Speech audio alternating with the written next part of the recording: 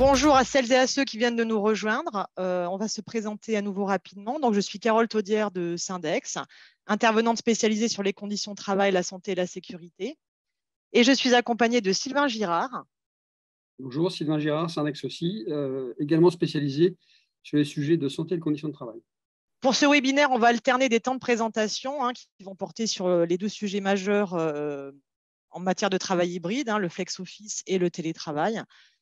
Donc, temps de présentation alterné de temps d'échange. On vous invite au fil de la présentation à poser vos questions dans le module Q&R que vous trouverez en bas de votre écran, le module questions-réponses. Dès que vous avez une question, n'hésitez pas à la poser dans le module et on pourra reprendre ces questions durant les temps d'échange. On réactivera vos micros au besoin. Comme nous disait Carole, donc on fait la présentation à deux voix. Moi, je vais vous présenter une première partie sur le flex office et cette organisation des espaces de travail. La présentation va durer un quart d'heure à peu près. Ensuite, on va s'accorder un temps d'échange d'une dizaine de minutes. Et ensuite, Carole reprendra la suite sur les enjeux associés au télétravail. Pareil, avec un rythme de 15 minutes pour sa présentation et 10 minutes pour les questions-réponses. Je partage mon écran pour vous partager la présentation.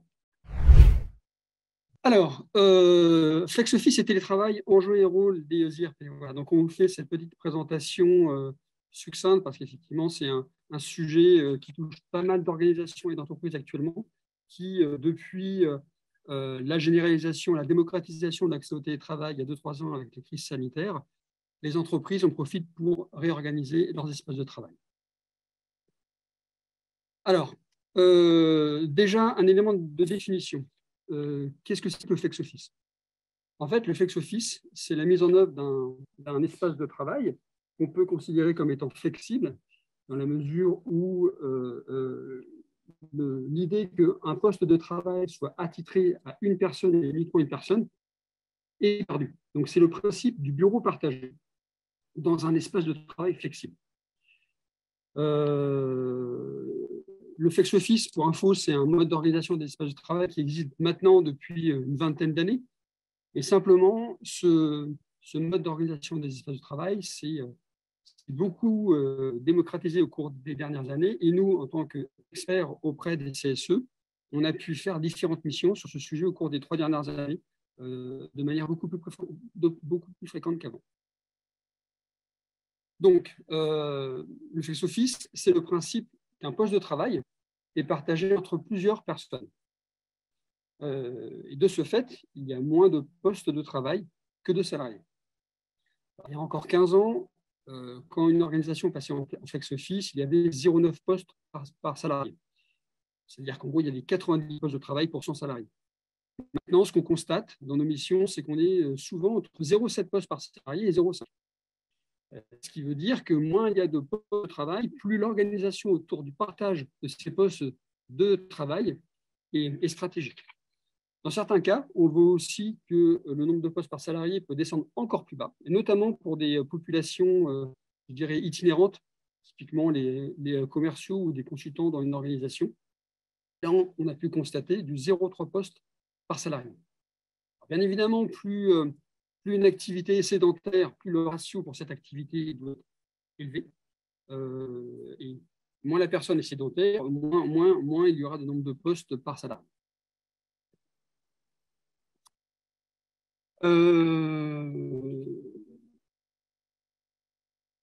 Ensuite, au niveau de l'organisation des espaces de travail et la présence sur site, des choses changent.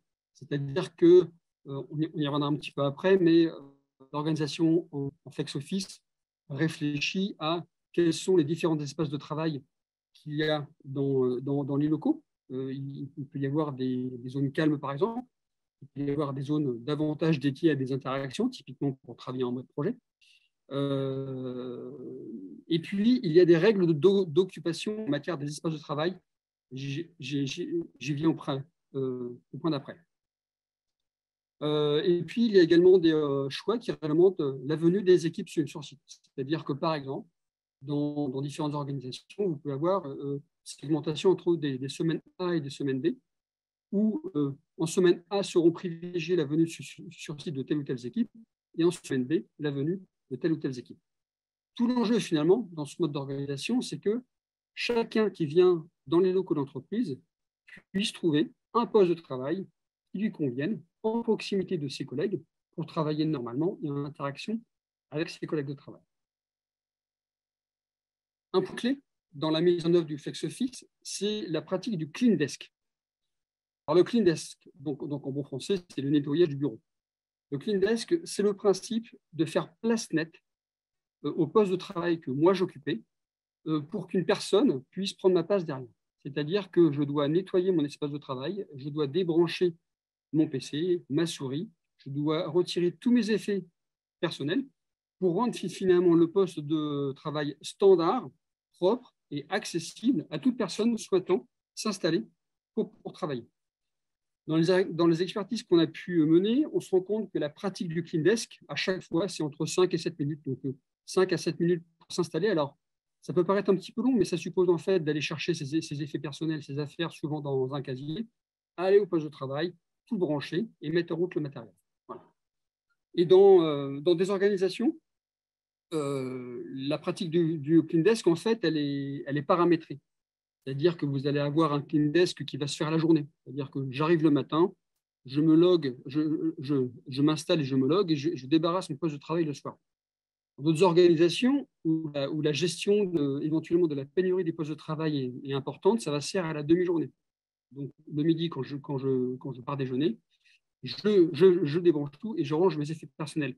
Et même on a déjà vu dans des organisations où là c'était plus contraint encore, il était considéré que dès lors qu'une personne qui n'était pas à son poste de travail plus de 2 heures devait pratiquer le clean desk, nettoyer son poste de travail pour le débarrasser. Et donc, bien évidemment, plus une personne pratique le clean desk, plus le temps nécessaire à l'exécution de cette tâche est important pour sa volonté. Au niveau des espaces de travail, donc, il y a souvent des réflexions autour de qu'est-ce que je viens faire au travail finalement. Voilà. Et là, comme vous le voyez sur la partie gauche du schéma, il y a une répartition traditionnelle où, en général, jusqu'à il y a peu de temps encore, les espaces de travail étaient principalement alloués à des bureaux individuels, souvent en open space, mais souvent des bureaux attitrés. Dans la configuration FlexOffice, on va avoir, bon, c'est schématique, mais on va avoir une organisation de différents espaces, avec plus d'espaces collaboratifs, avec une part des espaces individuels réduite, par exemple, permettant finalement de voir, quand les gens viennent sur leur lieu de travail, ce n'est pas nécessairement pour être assis à un bureau individuel, mais éventuellement pour rencontrer des collègues, pour faire des réunions, pour faire du brainstorming, etc. Et bien évidemment, tout ça, toute la manière dont l'espace de travail est organisé, plus la densité des postes de travail est forte, plus il pourrait y avoir une gêne sonore associée à une trop forte densité des espaces de travail. Alors, pour passer en FlexOffice, il y a des sujets clés en fait, sur lesquels il faut être au clair. Notamment, il est impératif qu'il y ait eu un chantier de dématérialisation des supports de travail. Donc, un chantier JED, finalement, permettant aux gens de travailler avec un écran ou 2 écrans, par exemple, pour éviter d'avoir à travailler sur du papier et donc à amener du papier au travail, à le ramener le soir ou à le ranger dans les casiers. Il faut aussi une connectivité standard permettant finalement à ce qu'une personne prenne mon poste de travail avec les mêmes branchements. Donc en gros, il y a tout un effort de standardisation qui est mené. Il faut aussi un poste de travail suffisamment grand. Bon, donc là, c'est plutôt normé en général, et pour que ce soit confortable. Et notamment, ce qui peut être intéressant, c'est que le plan de travail soit réglable en hauteur pour s'adapter au morphotype des différentes personnes. Un point important, mais j'y reviendrai un petit peu après, c'est attention au poste de travail adapté. Il y a des personnes qui ne peuvent pas être éligibles au FlexOffice dans la mesure où c'est des postes adaptés avec une configuration particulière qui, de ce fait, ne permettent pas le partage avec les collègues. Il y a aussi un caisson. Alors, le caisson, il faut voir si c'est un caisson sur roulette qu'on déplace ou alors si c'est un caisson qu'on vide et qu'ensuite on met les effets personnels qu'il y avait dans le caisson dans un casier dédié.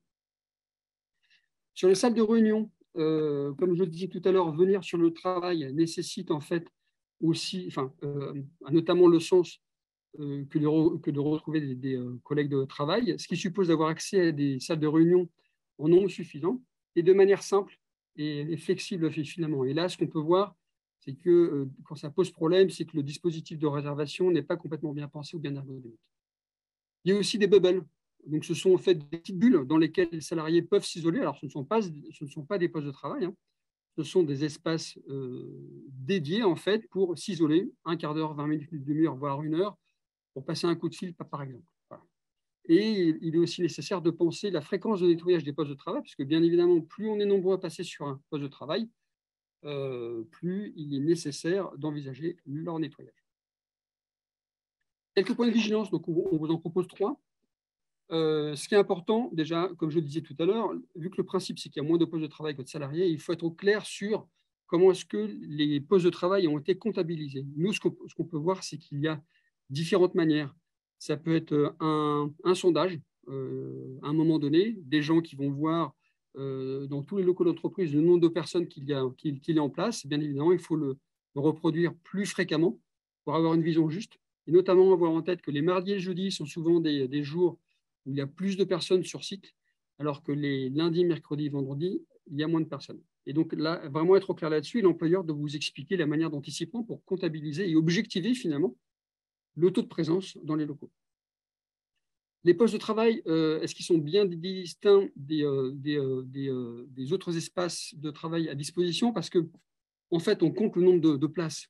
Mais une place à un poste de travail, ce n'est pas une place à une table haute faite pour éventuellement avoir un échange formel avec un collègue de travail. Un poste de travail, on a vocation à être assis longtemps dessus. Et donc, une chaise haute à côté d'une table haute n'équivaut pas à un poste de travail en tant que tel. Et puis, l'aménagement des postes de travail est-il bien adapté aux besoins de l'activité? Donc là, je disais tout à l'heure, si les personnes ont des postes adaptés avec restriction médicale, par exemple, il est nécessaire d'en tenir compte. Voilà, donc là, pour illustrer, par exemple, là, vous voyez sur la partie, je ne sais pas si vous voyez ma main, sur la partie en haut à droite, par exemple, on peut considérer que ce sont des postes de travail, sauf qu'en fait, ce sont des sièges hauts, sans roulette. Bon, là, typiquement, on est sur une installation qui n'est pas du tout confortable. Voilà. Là, en revanche, on est sur un truc plus adapté où, certes, c'est un poste haut, et avec une roulette qui permet d'être un peu plus mobile. Voilà. Alors, vous verrez souvent, vous aurez des présentations très colorées qui donnent très envie au niveau de l'aménagement. Attention à ne pas se faire avoir juste par l'effet cosmétique des informations qu'on vous propose. Alors, vous, en tant que CSE, sur quoi est-ce que vous pouvez agir finalement? Alors déjà, il faut être au clair sur le fait que dès lors qu'il y a un projet important modifiant les conditions de travail et un projet de déménagement ou un projet de réaménagement des espaces de travail, on fait pleinement partie. Donc, vous avez l'article L2312-8 alinéa 4 du Code du travail qui indique que le CSE est informé et consulté sur des questions intéressant l'organisation, la gestion, la marge générale de l'entreprise et notamment sur, je l'encadre en rose, l'introduction de nouvelles technologies, tout aménagement important modifiant les conditions de santé et de sécurité ou les conditions de travail. Donc, vous devez être consulté là-dessus. Si ce n'est pas le cas, vous devez demander l'ouverture de consultation. Votre avis doit être rendu au bout de 30 jours, au bout d'un mois. Et si vous avez recours à l'expertise, c'est au bout de 2 mois. Voilà. Et pour être consulté, il faut une information.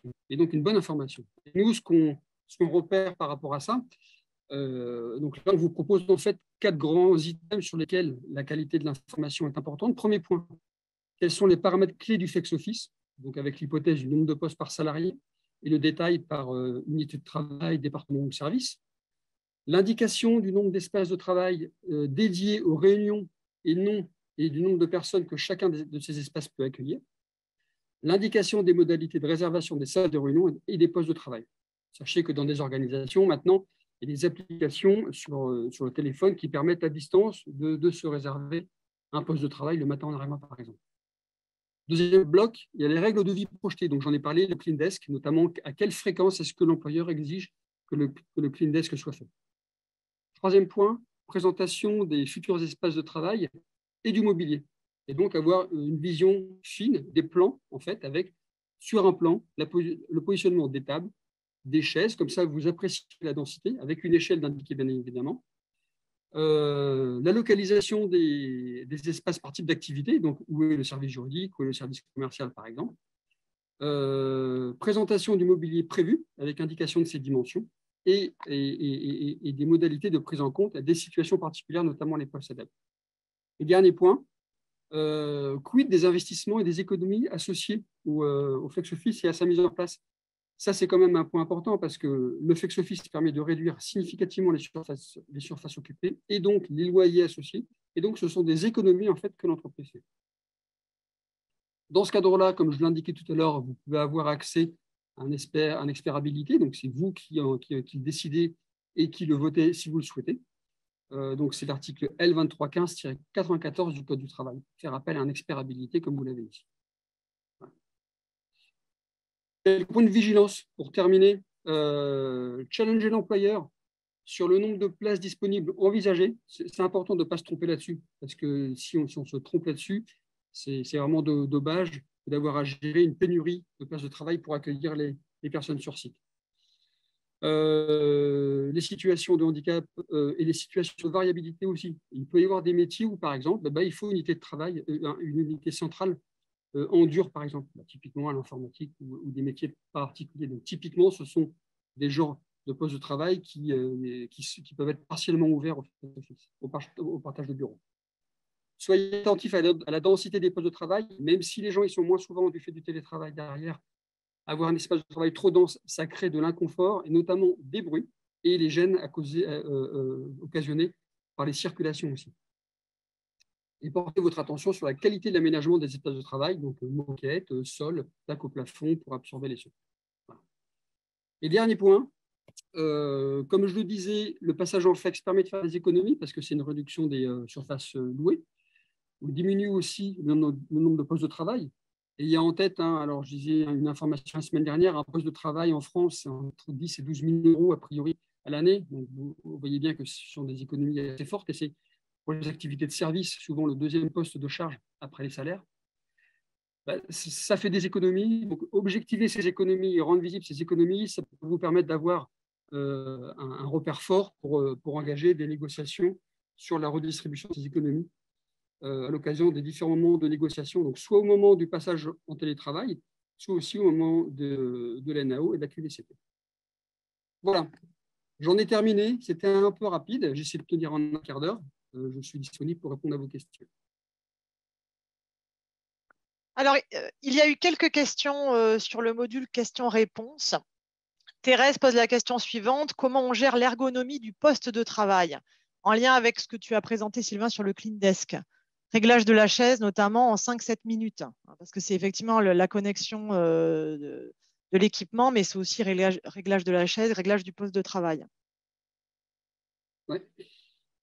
Alors, en fait, ça fait partie du projet de passage en flex. Donc, en fait, il faut être au clair sur quel est le mobilier qui va être acheté pour aménager les espaces de travail. Une des bonnes pratiques que moi j'ai vues, c'était, alors c'est déjà, que la commission HCCT ou que le CSE soit associé dans le choix du mobilier, que les élus puissent le tester et voir qu'il y ait un espace dédié dans l'entreprise à ces futurs espaces de travail et ces nouveaux mobiliers pour que les salariés éventuellement puissent aussi les tester et qu'il y ait un système pour en remonter les commentaires. Juste ayant en tête, en fait, ce qui est important déjà, c'est que le plan de travail corresponde bien au canon et aux recommandations de la FNOR en la matière. Donc ça, c'est relativement normé. En plus, quand même, c'est que la table, c'est que le plan de travail soit réglable en hauteur.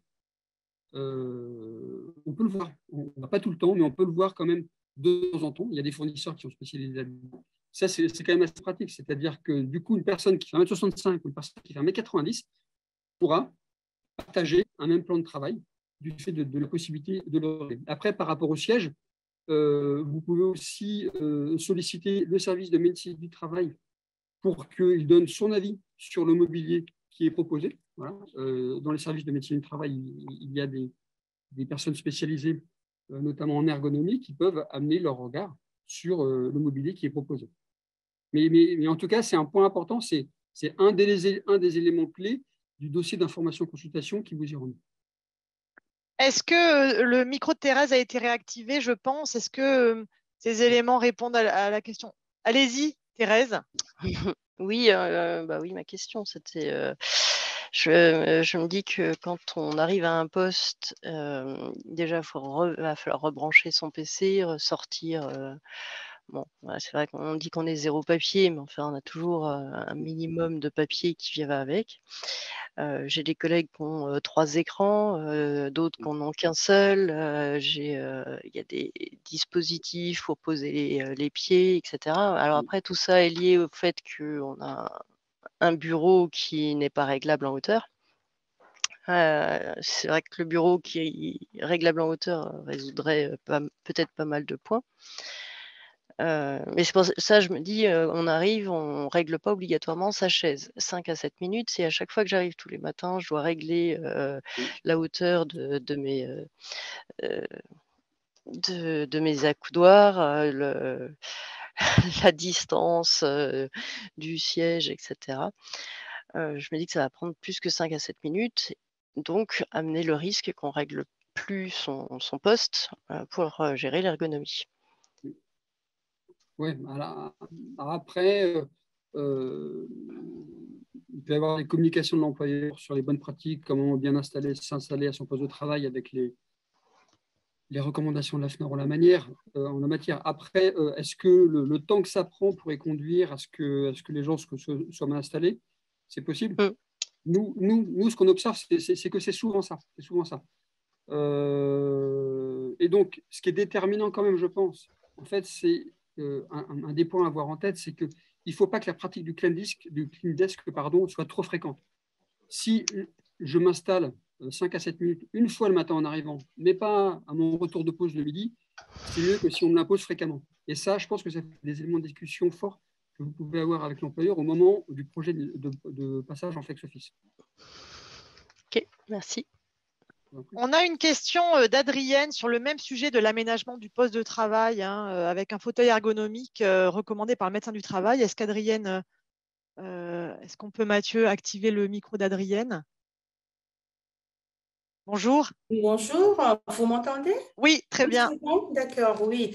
Donc, en fait, je m'interroge tout simplement par rapport, on a parlé tout à l'heure des postes adaptés et on est 4 concernés, en fait, en ce qui nous concerne, et on se demande comment ça va se passer parce qu'on a des fauteuils spécifiques, ergonomiques.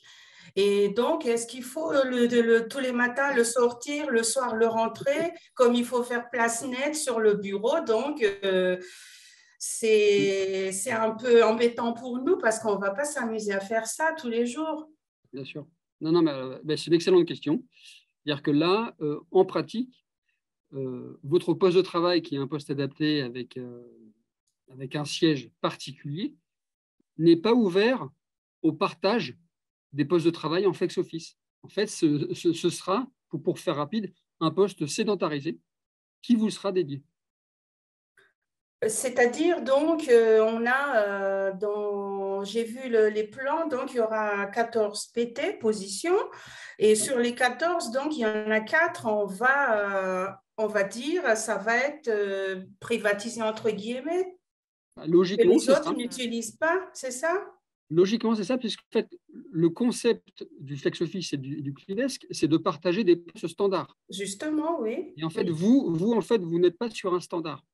De ce fait, mécaniquement, vous sortez de la rotation des postes en flex office. Alors après, là, je vous dis le principe, mais il est important de vous en assurer. Ça fait partie des questions fortes à poser à votre employeur sur le cas particulier des postes de travail avec des restrictions et du mobilier adapté là, pour ce qui vous concerne.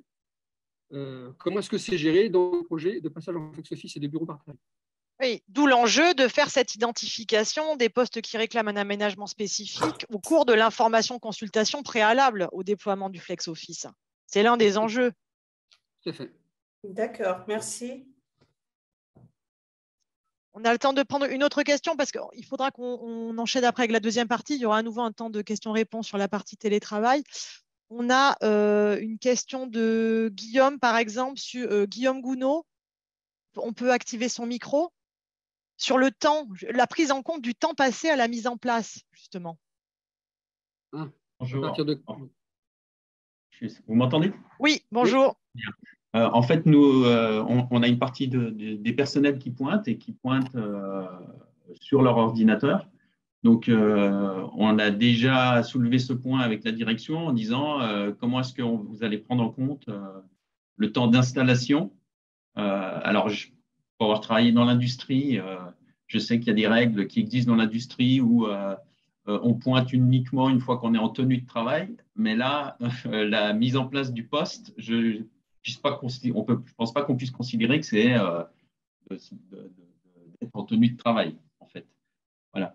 Donc, je ne sais pas si vous avez déjà eu des expériences de ce type-là.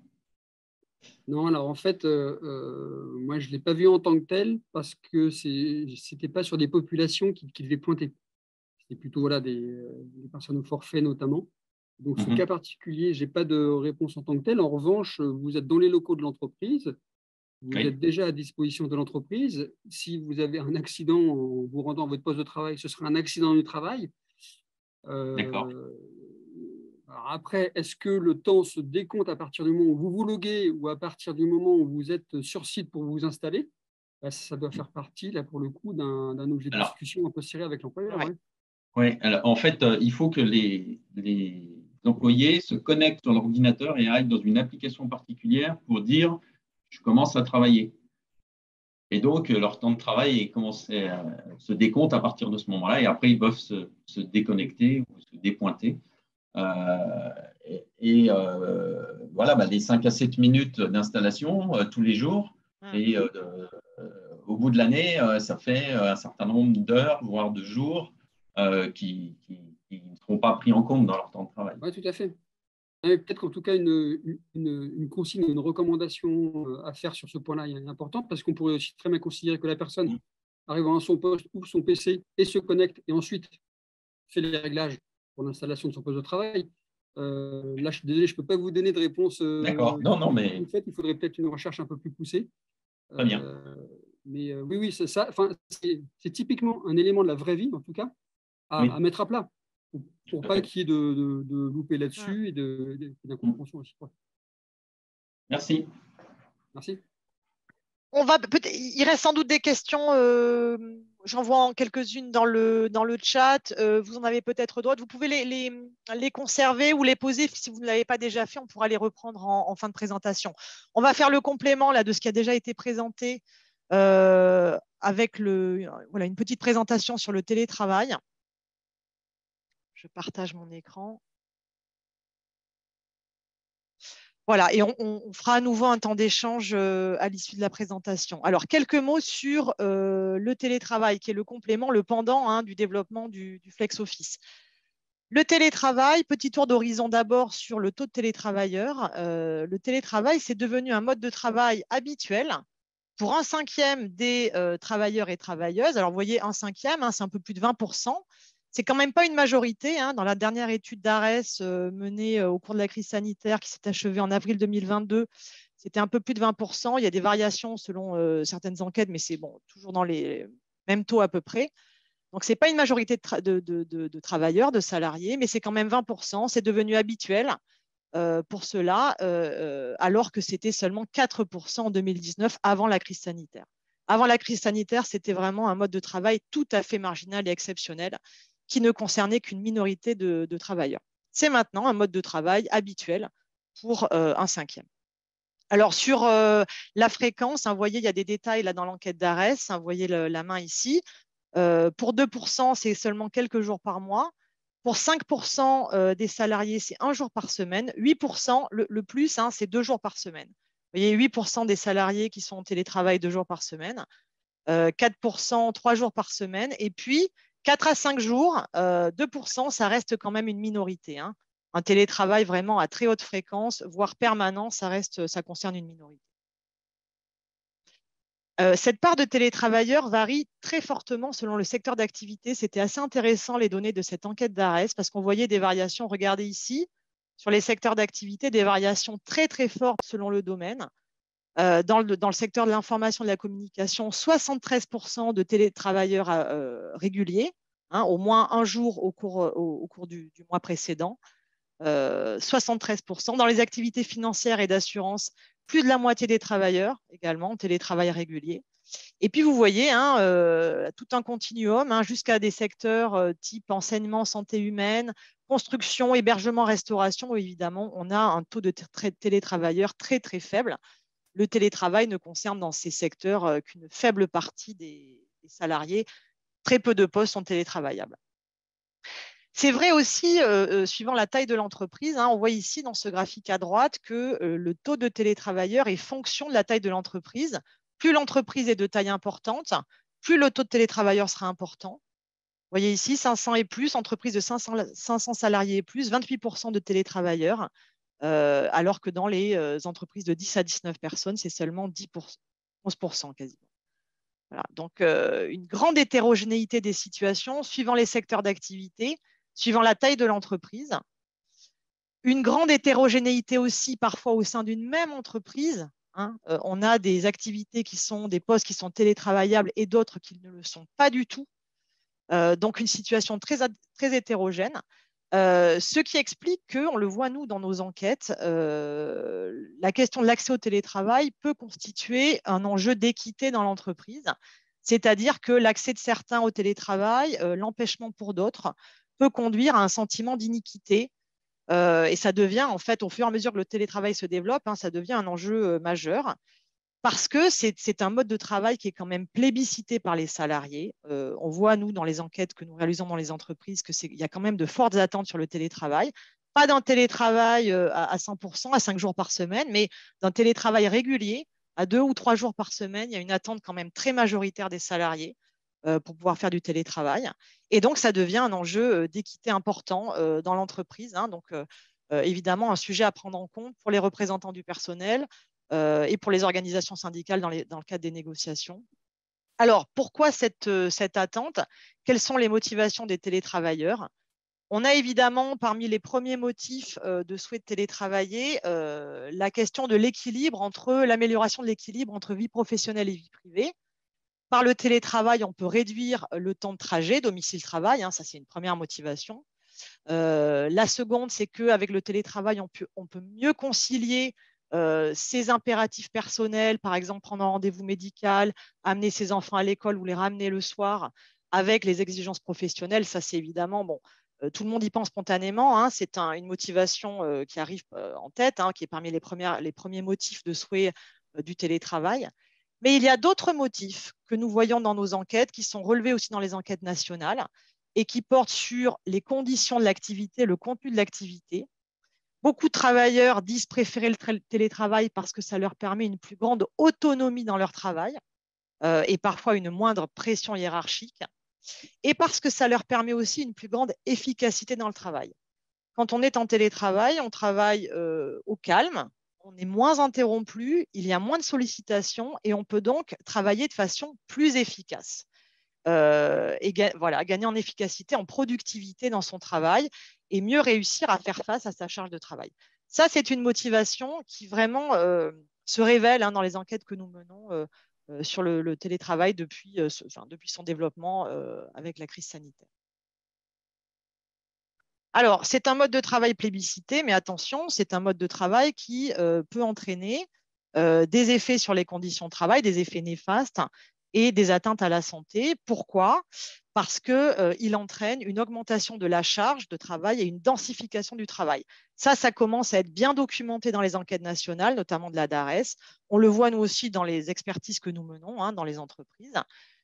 Concrètement, les salariés qui sont en télétravail sont moins interrompus, peuvent se concentrer sur des plages de temps plus longues et donc réalisent un travail plus intense sur des séquences étendues. Donc, intensification du travail.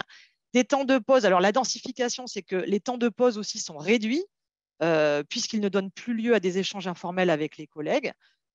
Typiquement, la pause déjeuner qui pouvait durer un certain temps. Quand on est sur site, on déjeune avec les collègues, il y a des échanges informels et ça dure un certain temps. C'est moins le cas en télétravail, donc durée de pause réduite.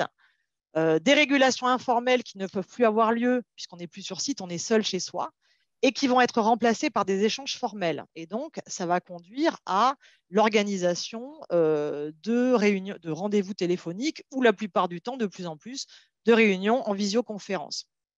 Et puis, l'isolement qui entraîne, notamment pour les activités qui sont fondées sur un travail d'équipe, des exigences accrues de coordination. Et tout ça va entraîner une complexification, une intensification du travail en télétravail. Donc, intensification et puis par ailleurs, extension de l'amplitude horaire de travail. Très fréquemment, ce n'est pas le cas évidemment pour tous les travailleurs, mais c'est une tendance générale, là aussi qui est bien documentée. On a une extension de l'amplitude horaire de travail en télétravail. Pourquoi? Bien d'abord parce que les économies faites sur les temps de trajet, qu'on ne fait plus, sont en partie converties en temps de travail. Donc, on augmente le temps de travail effectif lorsqu'on est en télétravail. Il y a pour un certain nombre de salariés des difficultés à se déconnecter du travail, liées à cet effet de brouillage entre vie professionnelle et vie privée quand on est à domicile. Alors pour certains, après un démarrage un peu difficile, c'est résolu, mais certains salariés continuent d'évoquer des difficultés à se déconnecter du travail. Et puis, ces difficultés se maintiennent aussi parce que, en face, l'entreprise ne met pas en place des dispositifs qui permettraient de mieux encadrer les horaires de travail et éviter les dérives, éviter que des salariés se connectent très tôt le matin, très tard le soir, travaillent les week-ends et qu'il n'y ait plus d'horaires de travail permettant de limiter les débordements horaires, les dépassements. Souvent, ce qu'on constate, c'est que l'encadrement collectif par l'entreprise se limite à un rappel du droit à la déconnexion. Ça se limite souvent à ça, mais ça reste inopérant si ce n'est pas accompagné de vrais dispositifs permettant de réguler la charge de travail et de suivre les horaires de travail. Donc là aussi, un point de vigilance pour les représentants du personnel. Donc, dans ce contexte, évidemment, le télétravail favorise l'apparition de troubles psychosociaux. Ça a été beaucoup évoqué depuis la crise sanitaire. Des facteurs de risque psychosociaux, en l'absence de régulation par l'entreprise, qui sont favorisés par le télétravail. On a évoqué certains. L'intensité du travail, les difficultés à se déconnecter, le brouillage des repères temporels, l'isolement et la perte de soutien social, la complexification du travail et les nouvelles contraintes pour les managers de proximité avec des relations hiérarchiques qui peuvent être compliquées en télétravail. Les atteintes à la santé qu'on relève le plus souvent, fragilisation, on l'a pas inscrit ici, mais il faut le noter, fragilisation psychologique, l'isolement, la perte de soutien social, sensation de fatigue accrue, troubles du sommeil, des migraines, des troubles de l'humeur.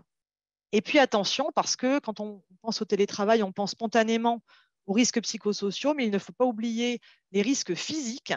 Des médecins ont alerté, même durant la phase de crise sanitaire, sur les dangers liés au télétravail en termes d'atteintes physiques, les nouvelles pénibilités physiques, qui peuvent entraîner des fatigues oculaires, des douleurs physiques, des douleurs au dos, des douleurs à la nuque ou aux épaules, nouvelles ou renforcées par rapport à la situation préexistante. Alors, quelles sont les causes de ces pénibilités nouvelles?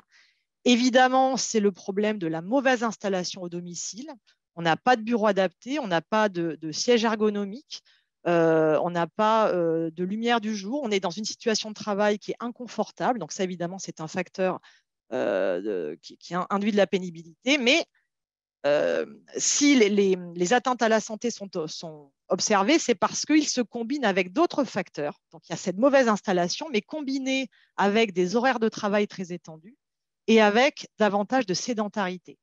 Et c'est l'ensemble de ces facteurs qui induit des risques physiques accrus quand on est en télétravail. Ça aussi, donc point de vigilance, quand vous intervenez, représentant du personnel sur ces sujets, il faut vraiment penser non seulement aux risques psychosociaux, mais aussi aux atteintes possibles à la santé physique. Vous voyez ici, c'est une page un peu dense. On vous transmettra, il y a eu des questions tout à l'heure dans le chat, le support vous sera bien évidemment transmis, vous l'aurez. On vous l'a mis ici, c'est une étude de la DARES publiée l'année dernière qui dresse une typologie des télétravailleurs qui permet d'appréhender les enjeux différents selon les catégories, notamment en termes de santé. Et la DARES distinguait dans cette étude les exclusifs, ceux qui ne font que du télétravail, mais qui sont souvent des cadres autonomes, qui ont des moyens suffisants pour télétravailler, qui sont bien installés à domicile. Les intensifs, qui travaillent 1 à 4 jours par semaine en télétravail, donc de manière régulière, mais dont l'équipement, le matériel est pris en charge par l'employeur, correctement pris en charge. Les vulnérables, alors vous voyez tout de suite que c'est dans cette catégorie qu'on va trouver le plus de personnes déclarant des atteintes physiques ou mentales à leur santé en lien avec le télétravail. Ce sont des personnes qui travaillent de manière quand même fréquente en télétravail et qui n'ont pas de moyens suffisants ou adaptés et qui vont éprouver un certain nombre de difficultés matérielles déjà en télétravail. Et puis ensuite, les occasionnels, qui travaillent un jour à 2 jours par semaine, et les exceptionnels, ceux qui ne font du télétravail que de manière très, très rare. Et la DARES a pu mettre en évidence dans cette étude les atteintes distinctes, différentes selon la typologie. Vous voyez ici que les télétravailleurs déclarent plus souvent que l'ensemble des salariés de nouvelles douleurs physiques, qu'ils déclarent plus souvent des douleurs plus fréquentes, des douleurs plus fortes également. Et puis, côté santé mentale, une hausse des troubles du sommeil et même pour certains, on verra juste après, un symptôme dépressif qui est calculé ici, apprécié ici à partir de l'indice bien-être de l'OMS qu'utilise fréquemment la DARES dans ses enquêtes. Donc, vous voyez, donc, vraiment, c'est documenté maintenant, des risques à la fois psychosociaux et physiques accrus avec le télétravail. Alors, si on regarde, vous voyez ici dans ce graphique que ce sont les vulnérables qui, sur tous les types d'atteintes, sont les plus exposés. Nouvelles douleurs, voilà, ce sont les vulnérables qui déclarent le plus souvent. Pareil pour les douleurs plus fréquentes, les douleurs plus fortes, la hausse des troubles du sommeil ou les symptômes dépressifs. Regardez l'écart ici. Vraiment une surexposition de cette catégorie identifiée par la DARES des vulnérables. Mais attention, les exclusifs arrivent en second, c'est-à-dire ceux qui travaillent, qui ne font que du télétravail, sont aussi concernés par des troubles, des atteintes à la santé. Voilà, et ce sera moins le cas. Typiquement, les exceptionnels, c'est moins souvent le cas.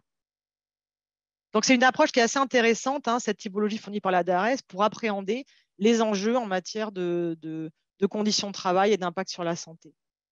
Alors, quels moyens d'action pour les représentants du personnel? Bon, il faut rappeler d'abord le principe que l'intervention des représentants du personnel est obligatoire avant la mise en place du télétravail et pour toute évolution ultérieure des règles en matière de télétravail. Une fois qu'il est mis en place, s'il est appelé à évoluer, l'intervention des représentants est obligatoire. Comment? De 2 manières, soit dans le cadre de la négociation ou de la renégociation de l'accord collectif qui va définir les modalités de télétravail, ou dans le cadre de la consultation sur la charte élaborée ou révisée par l'employeur. L'employeur ne peut pas mettre en place le télétravail sans en passer par l'un de ces 2 moyens. Il doit soit ouvrir une négociation, soit établir une charte soumise à la consultation du CSE. Et dans ce cadre-là, le CSE peut intervenir pour identifier les risques, pointer les risques associés, faire des propositions d'amélioration des conditions de travail, encadrer le télétravail.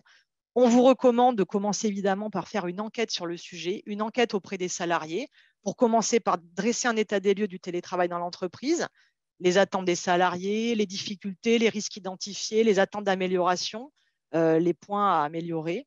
Voilà, vous pouvez le faire avant cette négociation d'accord collectif ou dans le cadre de la consultation sur la charte.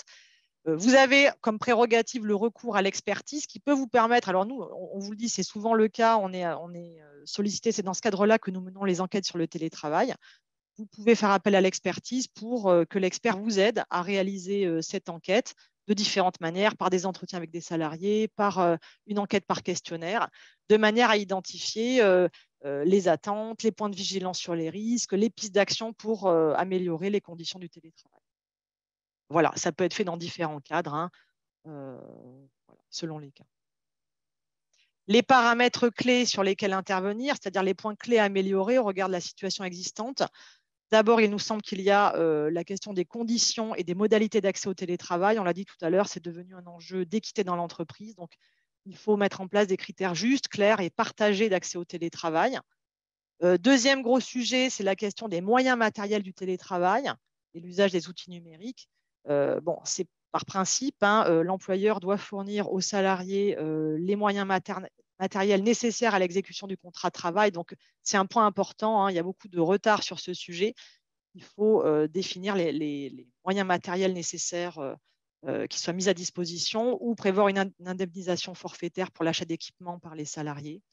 Il faut accompagner aussi l'usage des outils numériques. On n'a pas le temps de l'évoquer en détail ici, mais ça, c'est un vrai sujet. Il y a eu un développement très important des outils numériques, parfois un peu anarchiques, et on voit parfois des salariés un peu en difficulté avec le développement des multiples applicatifs. Voilà, ça, c'est un vrai sujet. Autre sujet important, le temps de travail et la charge de travail. Bon, il s'agit de modifier les modalités de management, faire évoluer les modalités de management à distance, réguler la charge de travail, suivre les horaires de travail de manière améliorée, éviter les dérives, hein, endiguer un peu les dérives, les dépassements horaires, prévoir cet entretien annuel obligatoire normalement qui doit porter sur la charge de travail, faire respecter le droit à la déconnexion. Donc, il y a vraiment un sujet important sur ce volet. Et puis, sur le volet, l'organisation du travail hybride, Sylvain l'a évoqué tout à l'heure, il faut aménager les espaces de travail de manière à ce qu'ils soient adaptés au travail hybride et parfois, notamment, prévoir davantage d'espaces collectifs sur site. Il faut faire évoluer la posture et les pratiques managériales. Et puis, maintenir un équilibre entre l'exigence d'un maintien de la dynamique collective qui va impliquer, par exemple, des jours fixes pour le travail sur site, et puis l'attente de flexibilité des salariés pour qui le télétravail représente vraiment un moyen important de conciliation vie personnelle, vie professionnelle. Voilà, j'en ai dit beaucoup déjà. On va prendre les questions. Sylvain, je ne sais pas si tu as pu relever un… Oui, Carole, juste une petite parenthèse avant. Je vais vous envoyer un petit sondage auquel vous pourrez répondre en ligne. Donc, merci d'y répondre. C'est 3 petites questions auxquelles vous répondez en cliquant sur une réponse. Voilà, il est parti. Sur les questions, donc on a une question de Élodie. Mathieu, peut-être que tu peux ouvrir le micro d'Élodie, s'il te plaît.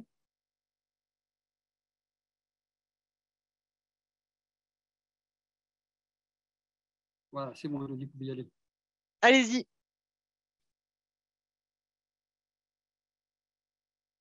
Non, Élodie n'est pas là. Bah, du coup, je vais formuler à sa place. En fait, elle se posait la question. Attendez. Ça y est, elle est là. Allez-y. Si, oui, j'arrivais pas à parler. Ma question portait sur est-ce qu'on a un moyen d'inciter ou d'obliger les employeurs à participer à l'amélioration du poste de travail en télétravail? Parce qu'on a beaucoup de remontées de salariés qui ont des difficultés parce que les chaises présentes dans le commerce ne sont pas aussi bien que celles qui sont au bureau parce que c'est des organismes différents. Et nous, on a une fin de non-recevoir de notre employeur en disant vous vous démerdez, si vous voulez du télétravail, c'est comme ça. Est-ce qu'il y a un moyen de leur dire et de leur faire accepter le fait de mettre la main à la poche, puisque le salarié aussi met la main à la poche quand il est en télétravail? Tu compléteras, Sylvain, peut-être quelques éléments de réponse. Alors, ce qu'il faut rappeler, le principe à rappeler, c'est que l'employeur prend en charge les moyens nécessaires à l'exécution du contrat de travail. Ça, c'est le principe de base. Sauf que l'une des ordonnances de 2017, l'une des ordonnances Macron, a annulé le caractère obligatoire de la prise en charge. Avant, il y avait une prise en charge systématique, mais il faut dire qu'avant, le télétravail était très marginal. Donc, il y avait une prise en charge systématique et concrètement, les frais étaient présentés, les frais du télétravailleur étaient présentés à l'employeur qui les prenait en charge. Le caractère obligatoire de cette prise en charge a cessé à partir de 2017. Et du coup, l'ANI de 2020 a réaffirmé le principe de l'obligation de prise en charge, mais après validation par l'employeur. D'accord? Donc, ça veut dire que l'employeur va valider les équipements matériels sollicités ou acquis par le salarié avant d'en assurer le remboursement. Bon, donc tout ça, ça signifie que ce sont des sujets qu'il va falloir négocier, discuter, cadrer collectivement plutôt que laisser les gens discuter de gré à gré avec l'employeur. Il faut cadrer les choses collectivement en rappelant bien, le fait que le principe, l'employeur doit assurer les moyens matériels nécessaires à l'exécution du contrat de travail, qu'il y a des enjeux en matière de santé-sécurité, l'employeur a une responsabilité en matière de préservation de la santé-sécurité, y compris évidemment la santé physique, et donc il doit fournir le matériel adapté nécessaire. Voilà. Sylvain, peut-être… Non, juste pour ajouter un point par rapport à ce que tu as dit, Carole, comme Carole l'a montré, en fait, les troubles musculo-squelettiques, les TMS, c'est quelque chose qui touche aussi davantage les télétravailleurs. Du fait d'être en télétravail, on peut subir davantage de postures contraignantes et donc on on peut avoir des TMS. Et en fait, le risque, en fait, c'est que sans prise en charge ou sans aide financière de l'employeur vis-à-vis des salariés, c'est que les personnes s'équipent chez IKEA. Alors, j'ai rien contre IKEA, mais simplement, en fait, en achetant du matériel siège, par exemple, chez IKEA, vous aurez l'illusion d'avoir du matériel professionnel. Et en fait, ce sont des sièges qui permettent moins de réglages que les sièges que votre employeur peut acheter auprès de sa centrale d'achat ou un fournisseur bien connu de mobilier de bureau. Voilà. Donc, à mon avis, l'entrée aussi sur attention à ce que les gens soient bien équipés au domicile, aussi pour être bien, pour ne pas avoir de TMS et performants dans leur emploi, c'est un argument à leur remonter, mais comme le dit Carole, il n'y a pas d'obligation en la matière. Oui, c'est bien ça, là où le bas blesse, c'est qu'il n'y a pas d'obligation et du coup, lui, il s'arrête à dire, nous, c'est les moyens pour travailler, donc c'est les écrans, l'ordinateur, le clavier, la souris, le casque, voilà, mais pas du tout ce qui est bureau. Ça, c'est à la charge de l'employé, en gros. Et on a une pauvre petite indemnisation de 50 € sur les moyens matériels, mais c'est la ramette de papier et le stylo, quoi. Si un point peut-être que Sylvain a mis en évidence, vous avez vu dans la première partie, c'est mettre, enfin bon, dans la négociation initiale, dans la discussion initiale, c'est mettre en exergue aussi les gains permis par la réduction des surfaces immobilières. Sylvain l'a dit, le développement du télétravail, du flex office, qui est souvent associé au développement du télétravail, ça permet des gains quand même économiques très substantiels. Voyez, donc ça peut être quand même un argument mis sur la table pour discuter du coup des moyens fournis en contrepartie pour les salariés pour qu'ils puissent travailler dans de bonnes conditions en télétravail et que ça n'entraîne pas des atteintes, une dégradation de la santé voilà, des salariés. Alors de notre côté, on a réussi à négocier, c'est pas encore en l'état, mais on a réussi à négocier un 2,25 € par jour de télétravail pour compenser l'électricité et l'eau, Oui. en gros. Mais on n'a guère fait plus et on n'arrive pas à faire plus.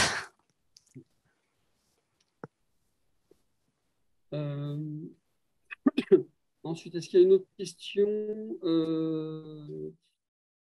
est-ce qu'il y a une obligation d'infoconsultation du CSE si ça concerne que un ou quelques salariés?